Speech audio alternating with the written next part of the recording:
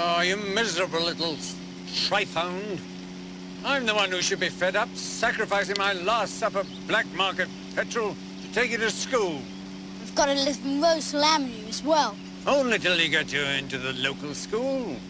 With Mrs. Evans, I hate her. You'll be home for the weekends, now shut up!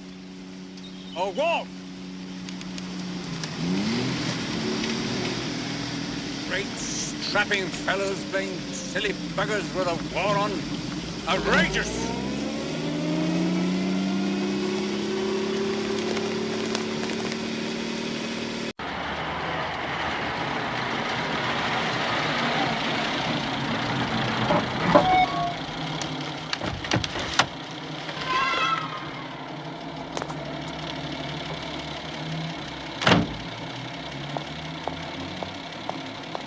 All you do is knock the sense out of them and fill them up with muck.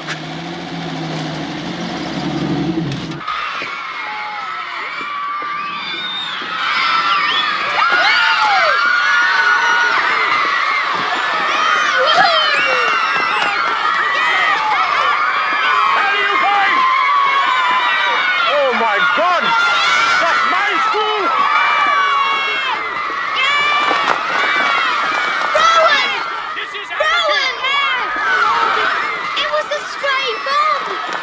Thank you, Adolf!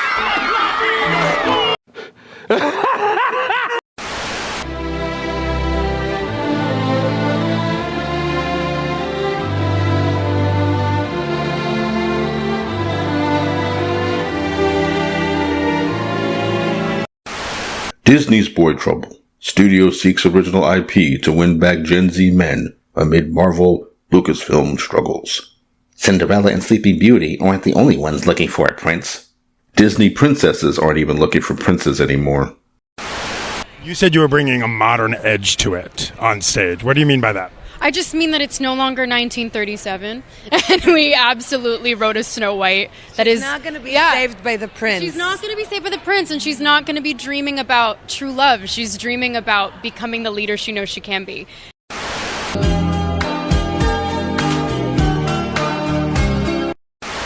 I don't know. YouTube was talking about this article as if it's saying that Disney realizes they fucked up with Marvel and Star Wars, and now they're acknowledging that actually they need men again. But that's not what's happening. It's more like what they're saying is, we've already done what we can with Marvel and Star Wars, but it's not enough for Gen Z men. They're separating Gen Z men from everyone else. Here. Leadership at Walt Disney Studios has been pressing Hollywood creatives in recent months, multiple sources tell Variety, for movies that will bring young men back to the brand in a meaningful way. Young men, in quotes, is defined here by sources as ages 13 to 28, aka Gen Z. First, every film studio is looking for better ways to convert young audiences into habitual moviegoers. Numerous studies show that Gen Z men in particular are a lonely, gaming-obsessed group who were hampered in their formative years by COVID-19 lockdowns. Get the fuck out of here. Not the easiest segment to grasp. See, this is the thing. How he's framing it. Numerous studies show that Gen Z men in particular are a lonely, gaming-obsessed group who were hampered in their formative years by COVID-19 lockdowns. Sure. Sure, Jan. This completely ignores how feminism in media has created this environment for over a decade now of demonizing men and male spaces. As our hobbies got more popular and culturally relevant, feminists got involved and stripped them of everything we love about these spaces in order to appease them and their agenda. Talking about how their formative years, Gen Z men's formative years, were hampered by COVID-19 lockdowns, but nothing about woke ideology made them the center of abuse. Nearly all of a man's interests has been vilified and mocked. You can't even appreciate an attractive woman without a bunch of fat lesbians calling you a sadist who is out to harm women. You can't have entertainment that doesn't center a woman who spends all of her time shitting on men and falling in love with other women, and her best male friends are either gay, soy, or think that they're women. They spent so much time replacing straight male icons with women or gay men and race swaps, but even the black male icons got replaced. Rest in peace to Chadwick Boseman, but Marvel should have recast Black Panther immediately. But they were more than likely planning on phasing T'Challa out anyway. So instead, these idiots decided to make Shuri the new Black Panther. In no world that isn't run by feminist sociopaths does it make sense to cast this toothpick to be Black Panther. And I'm not even going to get into the fact that these woke morons who care so much about diversity, equity, and inclusion are literally incapable of making a Blade movie. Motherfucker, are you out of your damn mind? Just a cool, badass black dude in leather beating up vampires. They can't do it. It's not that they can't, it's that they don't want to. If Pedro Pascal had been hired to be Blade, they would have already made a Blade movie because it's clear that Mahershala Ali looked at these bullshit-ass scripts they were writing and was like, nah, I'm not playing that. They took away cool male icons. They took away the kind of people young men could identify with and replaced them with women, for women who don't care about this shit. And this article is like, these lonely incels are hard to understand. Not the easiest segment to grasp. But what's surprising producers, writers, and other partners in the larger industry is that Disney has been calling for original concepts to lure the demo back to the movies. This is one of those things where, because it's Disney, I don't hold out any hope or enthusiasm for it. Like, I don't believe that the original concepts they end up going with are going to be any good or interesting because, despite how much you have these assholes out there going anti-woke grifters, the whole reason why we're anti-woke is because woke is soulless and anti-art, anti-entertainment, anti-history, anti-science, anti-drama, anti-comedy, anti-nuance, anti-open for interpretation, anti-irony, anti-dark humor, anti-sex, anti-reality, and anti-realism. You can't tell a story about a gay man who was a victim of a serial killer or a woman who was assaulted or just beaten up without feminists pretending to take it personally and act like the dramatic story event is encouraging this violence in the real world. You know, you have the dumbest people in society with these loud, propped up voices, too stupid to separate fiction from real life. Anything that offends them is harm, not just to them, but everyone. I'm anti-woke because woke isn't about diverse art and artists. It's about conforming to a soulless ideology that treats everyone like a mindless zombie that needs their insecurities coddled and their narcissism validated. To them, art is a proxy for their own social media postings. Art isn't something created by individuals who want to share their observations of the world, their obsessions, their interests, etc. Art is just supposed to be a social media post that makes everyone feel warm and fuzzy inside. Woke is dumbing everything down under the guise of uplifting marginalized voices. And Disney is at the center of this woke bullshit. They were already too sanitized for a lot of great and complex art for adults as it is. But to add the alphabet and feminist bullshit to the mix, and I just don't believe they'll ever be able to gain traction with men because men don't respond to the pablum they're putting out in the Marvel and Star Wars franchises. This is the same Disney whose multi-billion-dollar content engines, Marvel and Lucasfilm, have sated men of all ages over almost 2 decades since the company acquired them. This is what I mean when I say this article was being reported on as if it meant Disney realized they fucked up with Marvel and Star Wars, but it's not.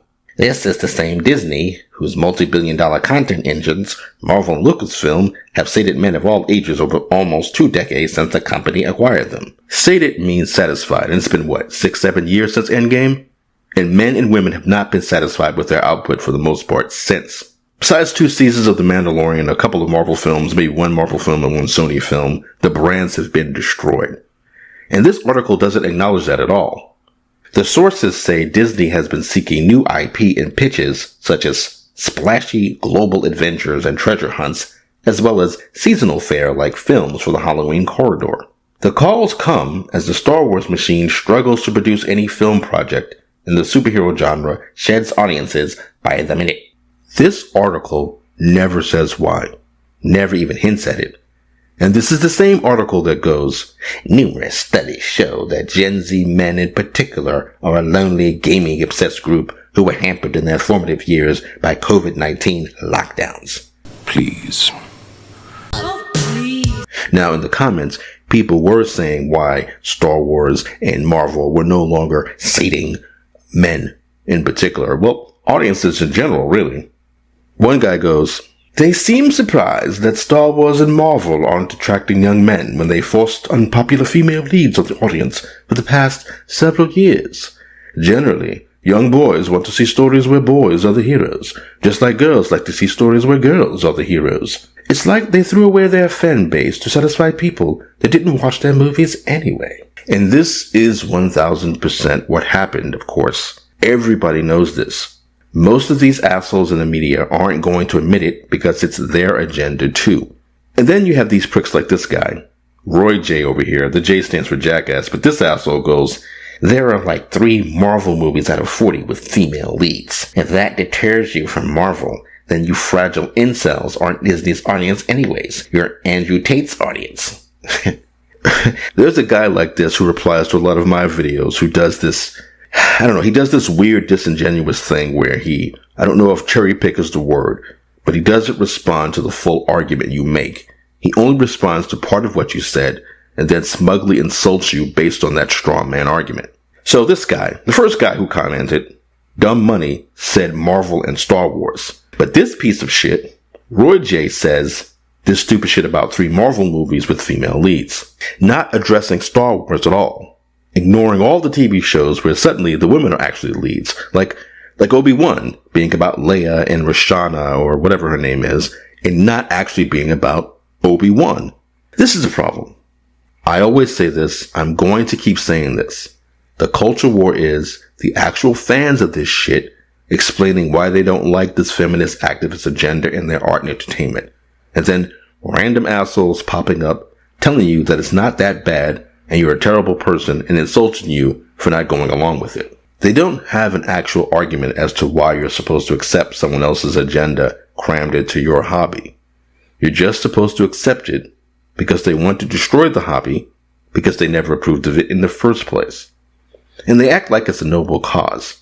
These smooth-brained, smug, overly sensitive mouth breathers who can't actively engage with this stuff beyond men bad, sexy women bad, respecting men bad, too many men bad, too many white men bad. Yet they get appointed the arbiters of what art and entertainment should be.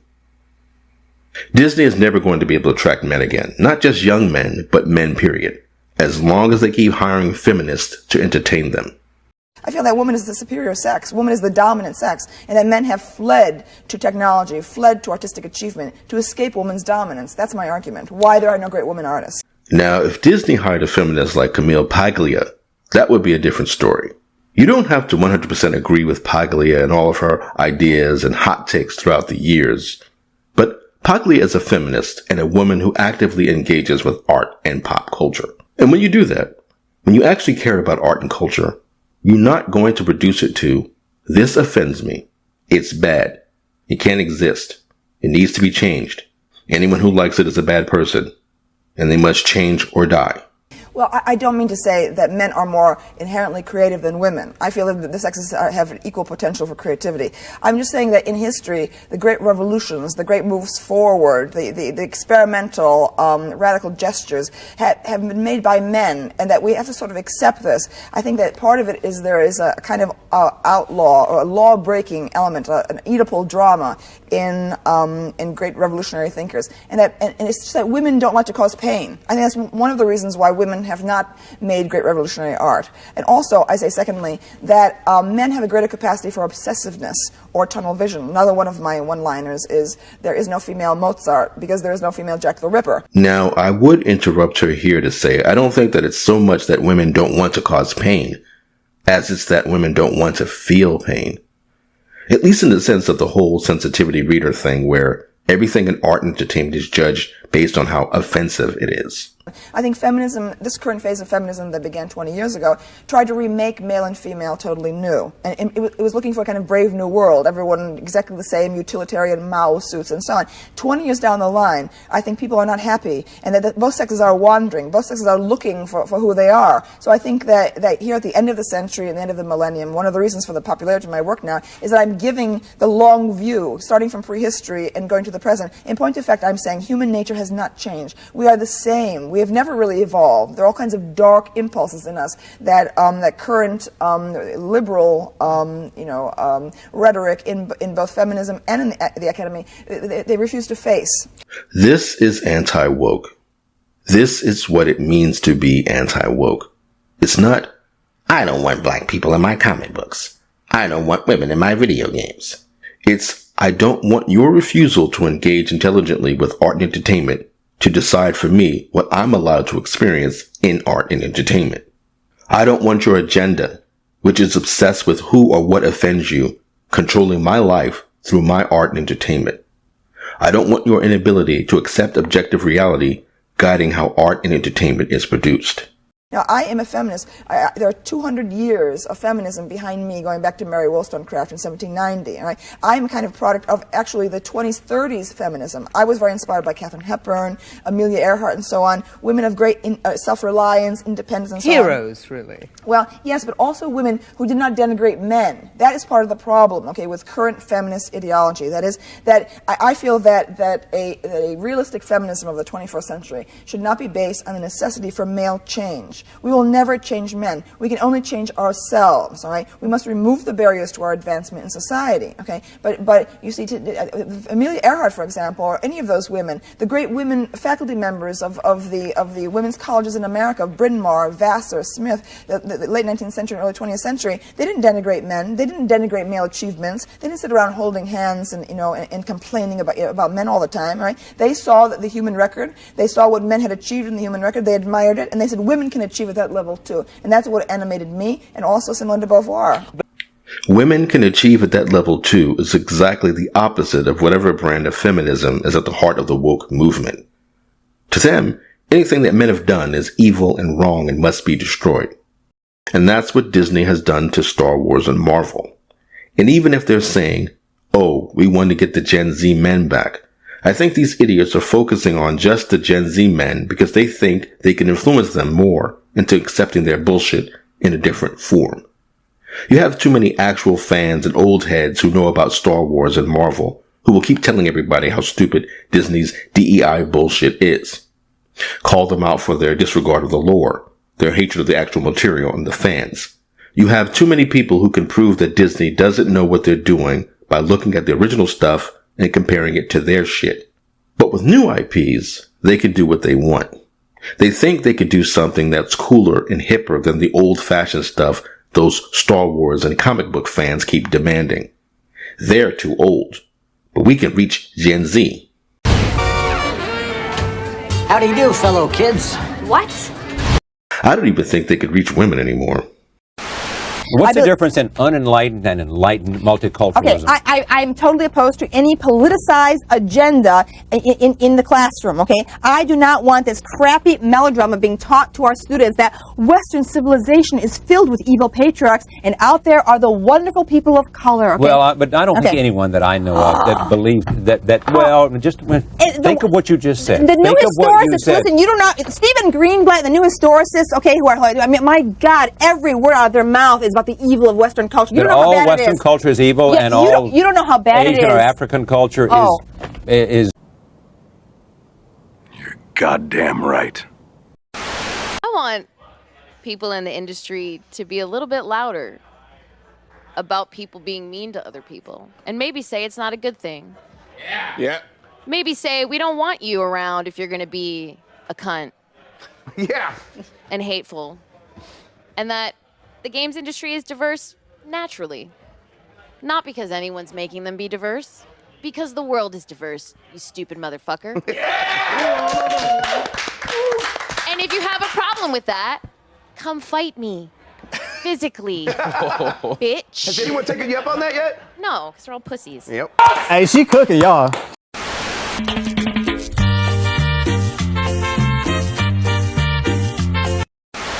Fuck said to speak, Mr. Me, Siamese, even Christ said Christ, he flows quite nicely. Hype beast highly likely to bite me and try to high-five me, but I just give him high threes, cause y'all don't get to touch me on the shit, sue me if you got an issue, grab a tissue. Mediocrity is odd to me.